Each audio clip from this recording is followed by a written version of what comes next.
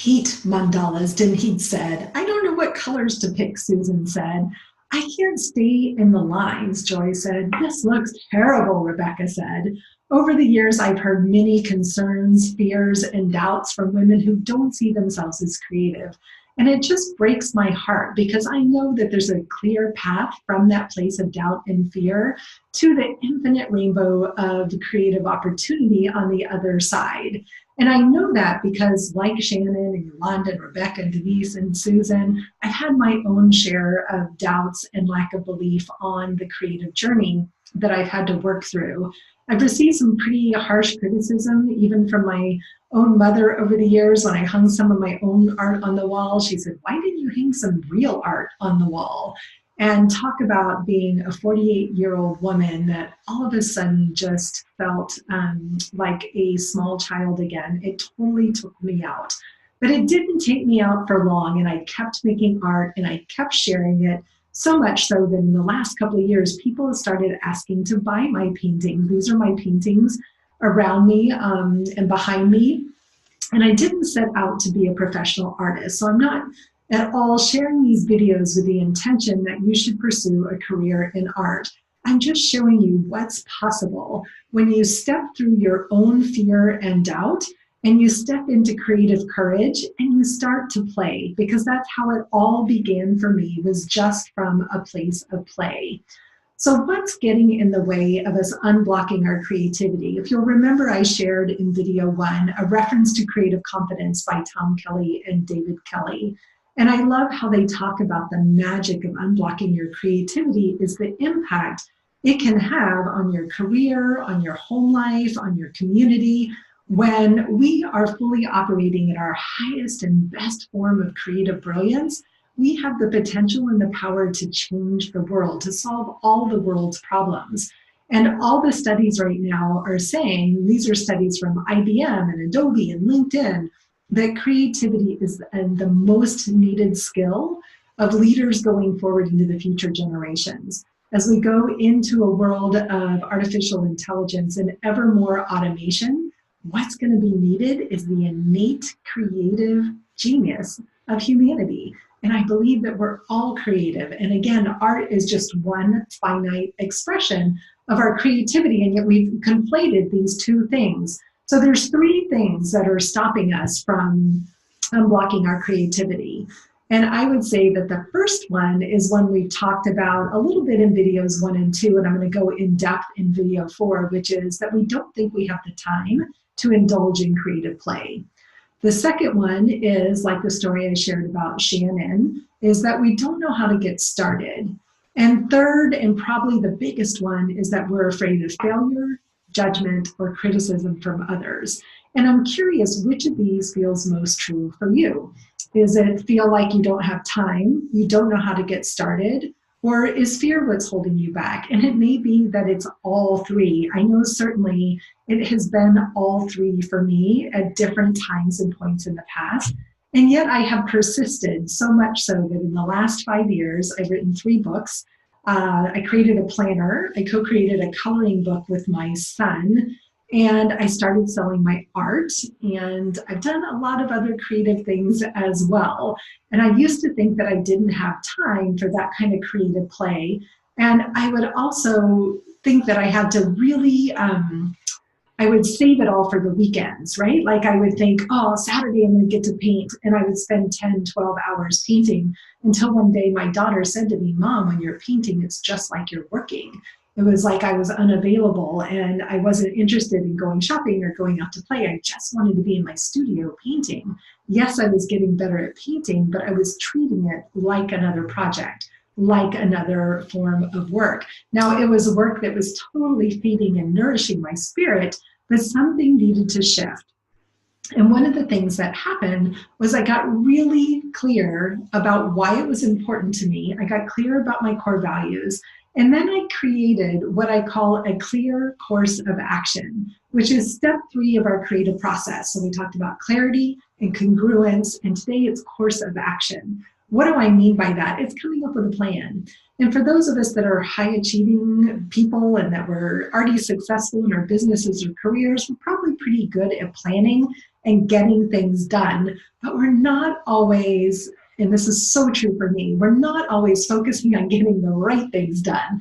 We're oftentimes focused on busy work, or we're doing things for other people and not really setting clear boundaries for ourselves around what feels most important. I often think of creativity as another form of radical self-care. And so for me, I have come up with what are the 3 best creative practices that I commit to doing at least one of every single day. So I'm not talking about taking hours or doing like I did and spending 10 hours in the studio on a Saturday. I'm talking about really looking at your daily routine and saying, where can I find 15 minutes of creative playtime? And that creative playtime could look a lot of different ways. For one of my clients, it was reading fantasy fiction. She loved fiction and she didn't make time to read, but it really freed up her brain and helped her get back to her job of copywriting, feeling refreshed. So she got a book and every day she would go outside, find a park and read. It might be painting or doodling. One of the things that Shannon did was doodle while drinking coffee in the morning. 5 or 10 minutes of doodling for fun. It frees your brain and it allows it time to settle and come up with different connections between things you might not be seeing. So it's amazing how simple this can be when you have that clear course of action. So I want to share what my 3 personal favorite ways for connecting with your inner artist are. And I'm not saying these need to be the 3 to start with, but they really have a low barrier for entry. You only need pen, paper, maybe some markers, and some magazines and scissors and glue sticks, right? Like there's no need for taking fancy courses or buying books. It's easy to get started. And I think for me, when I was first beginning, this was what was so important. I've always loved to doodle. I was the kid in college that had more doodles than actual notes in my notebook pages. I still have some of those. It's fun to go back and see how much I was drawing even then, because I find that doodling is very calming for me, and I doodle all the time at live events and conferences and workshops because it keeps my behind in my chair when I get distracted and wishing maybe that I was somewhere else instead of sitting in a conference. So the 3 things for me are journaling. I'm a huge fan of Julia Cameron's concept of morning pages, which is getting up in the morning and doing a brain dump. This is not about trying to write well or write for a purpose, but it's just about using writing as a form of clearing our mind in the morning. And what always amazes me is the creative insights and ideas that come from doing this brain dump consistently. So journaling is one. The second one is coloring or doodling. I actually love adult coloring books and kids coloring books too. And for some people, I know they are anxiety inducing and they don't like to color in the lines. Then get a blank journal and some markers and just put color on paper. Give into that childlike joy of playing with color. You cannot get this wrong. And the third one is collage. And when I talk about collage, I'm not speaking about doing vision boards. In fact, I find that a lot of people doing vision boards are doing them all with words and not images. So I love doing collage that is all images, no words. I'm actually certified in 2 different processes, one called Soul Collage and one called Journey Circles, that are a way of using collage and journaling to connect to our own inner wisdom. They're beautiful, very powerful practices for connecting to our innate creativity, intuition, and inner wisdom. But you can do collage just with magazines or printed images that you find online, a pair of scissors and a glue stick, and gluing images however feels fun and playful into blank journal pages. It's amazing what you can create that allows that inner wisdom to speak to you. And all 3 of these activities, so the journaling, the coloring, and the collage, get you out of left brain thinking mode and get you into a more playful right brain mode, even though I really believe creativity is a whole brain process.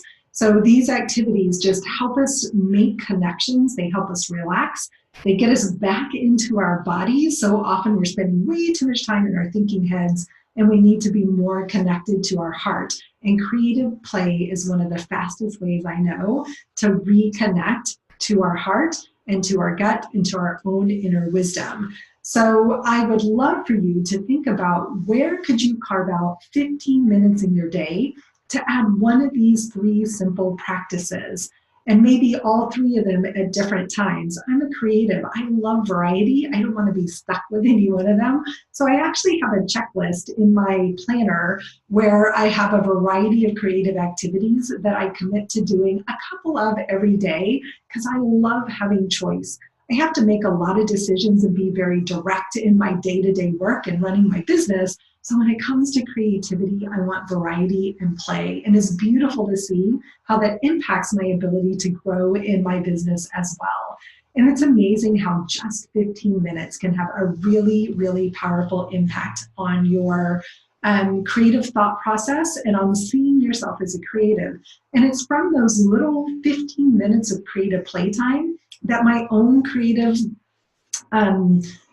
passion and love has grown and exploded into actually being able to sell my art, into writing books, into growing my business in ways that feel fun and playful instead of stressful and resentful, right? Like it's easy to get caught up thinking, oh, I have to do this. But when I start my day with creative play, it makes my whole day go so much better. So I would invite you to look at your calendar and commit to doing something fun just for you over the next couple of days and see how you feel about it. So step 3 in our journey is clear course of action. What will you create today? So get clear, get congruent, and create your clear course of action. And in video 4, I'm going to actually talk a little bit more about how do you find time for that courageous creative life. What if 15 minutes isn't enough and you want half an hour, or you want a day a week to spend in a studio making art, sculpture, painting, dancing? How do you carve that time out? That's what we'll talk about in video number 4.